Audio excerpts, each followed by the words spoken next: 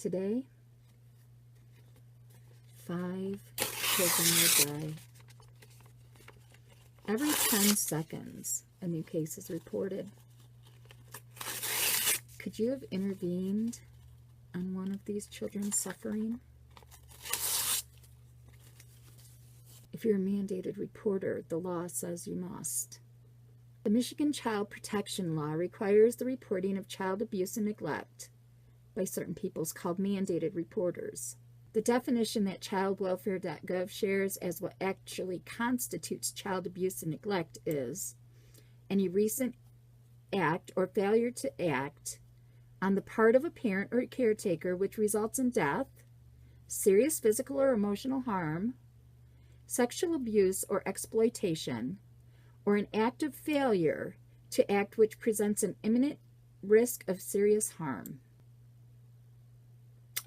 Teachers, psychologists, social workers, and child care providers are all on a long list of mandated reporters for child abuse and neglect.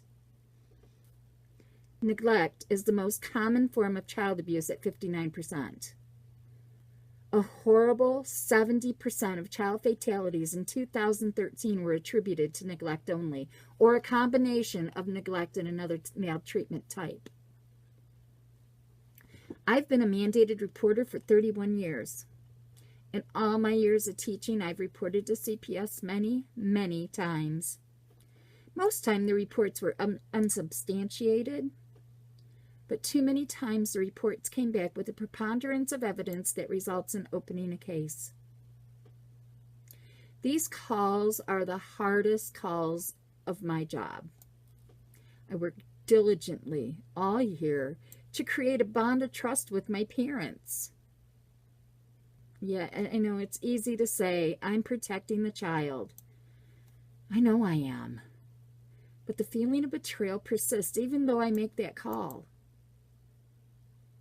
That is until I met Emma and Grace.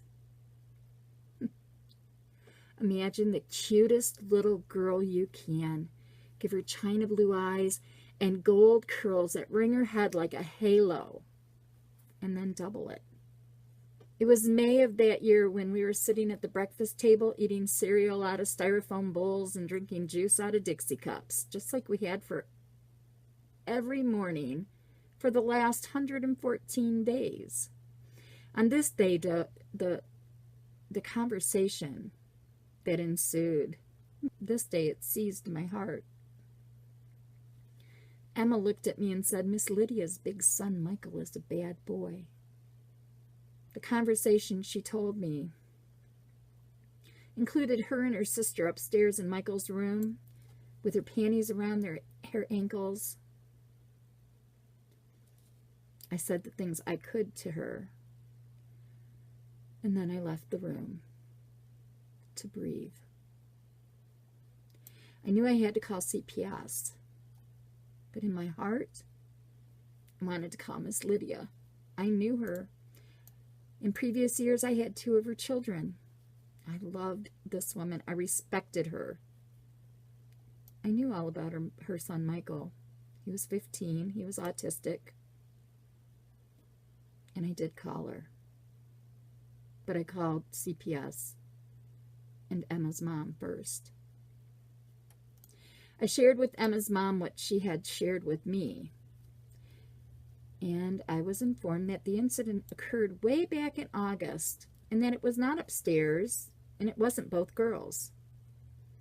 It was the toy room and it was only Emma.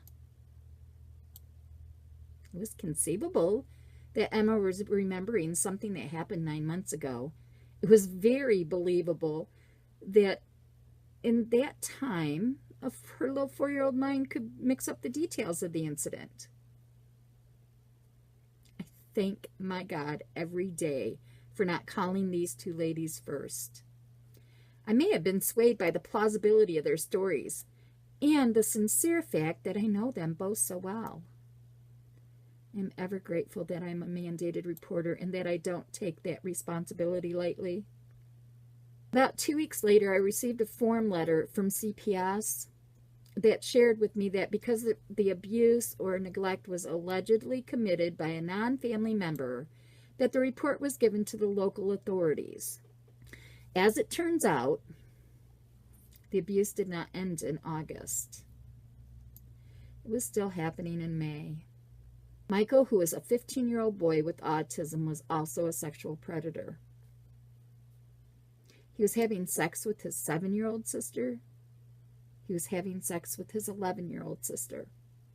The 11-year-old needed to take the morning after pill, and the 7-year-old had to have her vagina stitched.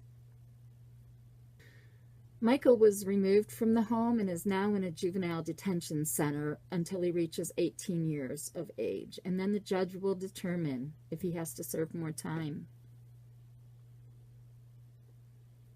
Emma and Grace, they were relatively lucky to not have been penetrated by this young man.